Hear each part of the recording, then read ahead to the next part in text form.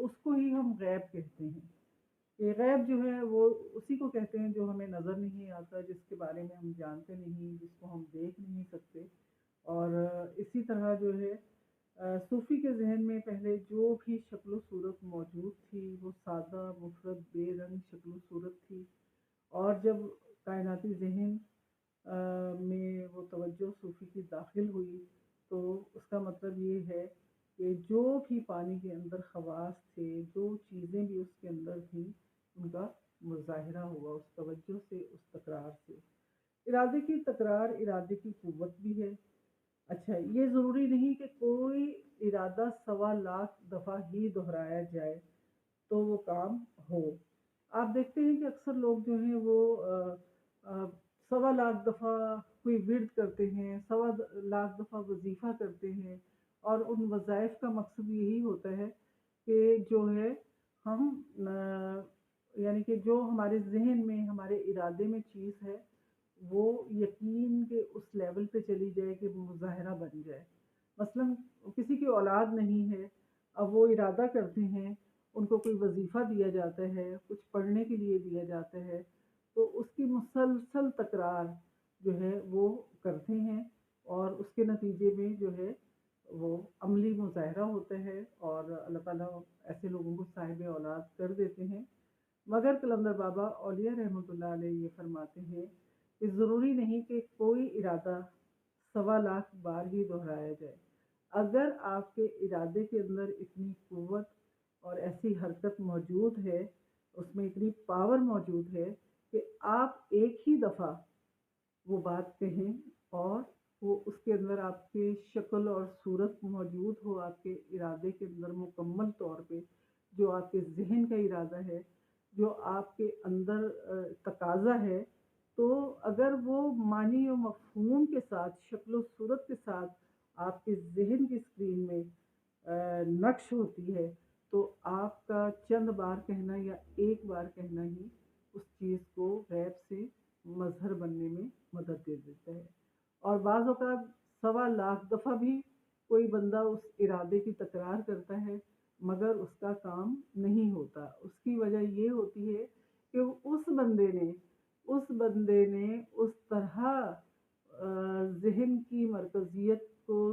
मरकूज़ नहीं किया अपने इरादे की तकरार पर, कि उसके ज़हन में उसके मकसद की मुकम्मल शक्ल सूरत शबाहत मौजूद हो, और मानी और मफ़हूम के साथ वो उसके ज़हन में एक तस्वीरी शक्ल में वो मौजूद ना हो जाए, उसका इरादा। तो इसलिए जब आप किसी चीज़ का इरादा करें, तो मुकम्मल आपके ज़हन में उसके खदो-ख़ाल होने चाहिए, उसकी जो है शक्ल-ओ-सूरत, उसके मानी और मफ़हूम होने चाहिए। जब वो आपके ज़हन की स्क्रीन पर पूरे इरादे, पूरी शक्ल-ओ-सूरत, पूरे वज़ाहत के साथ नशर होगा, तो यकीनन आपके उस इरादे में इतनी क़ुव्वत और इतनी ताकत होगी कि आपका वो लाशऊर से शऊर में मुज़ाहिरा हो जाएगा आपके उस इरादे का, उस तकरार का। तो इसके लिए बहरहाल मशक़ करनी पड़ती है। इसके लिए आपको अ, अपनी तवज्जो को मरकूज़ करने के लिए मुराक़बा करना पड़ता है। ज़िक्र या हय्यो या क़य्यूम कसरत से, कुरान पाक मानी व मफ़हूम से, तफ़क्कुर से पढ़ना, उसके मानों पे गौर व फ़िक्र करना और समझने की कोशिश करना। और जैसे-जैसे आपके ज़हन में सतही अ, सोच से निकल कर आप गहराई में सफ़र करेंगे, वैसे-वैसे आपके इरादे की क़ुव्वत बढ़ती चली जाएगी, और इंशाअल्लाह आपके कामों में आसानियाँ होती चली जाएँगी, और आपके जो भी मकासद हैं, दुनियावी, दीनी, और जो भी आप कुछ अचीव करना चाहते हैं, तो आसानी कर सकते हैं। तो इसका मतलब ये है कि कुछ लोग आप देखते हैं कि बहुत मेहनत करते हैं, बहुत कोशिश करते हैं, बहुत ज़्यादा वक़्त भी लगाते हैं, मगर उनको उतनी कामयाबी नहीं मिलती जितनी कि मिलनी चाहिए। और दूसरे कुछ लोग ऐसे भी हैं कि वो इतनी मेहनत नहीं करते, थोड़ा वक़्त देते हैं बज़ाहिर, लेकिन उनका ज़हन इस कदर ज़्यादा उनके इरादे में क़ुव्वत और ताकत होती है, اور انہیں یقین ہوتا ہے کہ ہم یہ کام کریں گے، اور اس کے پورے جو بھی لوازمات ہیں ان کو بھی وہ فوکس کرتے ہیں، اور پوری ایک ان کے ذہن میں تصویری فلم بن جاتی ہے، اور جب اس کا وہ مظاہرہ کرتے ہیں، عمل کرتے ہیں، تو اس کے خد و خال واضح ہوتے چلے جاتے ہیں۔ اس کی مثال ایک یہ بھی ہے کہ ہم جب کوئی خط لکھتے ہیں تو بظاہر اس وقت ہمارے ذہن میں الفاظ نہیں ہوتے، لیکن جب ہم تحریر کرنا شروع کرتے ہیں تو ہمارے خود بخود ایک جملے بنتے چلے جاتے ہیں، تحریر پوری بن جاتی ہے، اور وہ خط کا مضمون جو ہے وہ صفحے کے اوپر نظر آنے لگتا ہے۔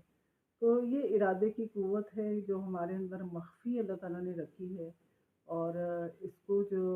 ہم اسٹرانگ کر سکتے ہیں، مضبوط کر سکتے ہیں، اس کی ایک یہی چھوٹی سی مشق ہے کہ ہم ایک وقت مقرر کر کے، اور درود شریف پڑھ کے یا حی یا قیوم پڑھ کے، کسی استاد کی رہنمائی میں، کسی ماہر استاد کی رہنمائی میں مراقبہ کریں، کنسنٹریشن کے ساتھ اپنے ذہن کو ایک نقطے پہ مرکوز کریں، تو ہمارے بھی بگڑے ہوئے کام بنتے چلے جاتے ہیں، کیونکہ ہمارے یقین کی قوت جو ہے وہ ہمارے ارادے کے ساتھ متحرک ہو جاتی ہے۔ السلام علیکم۔ آخر میں نبی کریم صلی اللہ علیہ وسلم پر درود و السلام، صلی اللہ تعالی علی حبیبہ محمد وآلہ وسلم۔ اللہ تعالیٰ آپ کو خوش و خرم رکھے، اور دین دنیا آخرت کی ساری ہی نعمتیں عطا فرمائے۔ رضا نہیں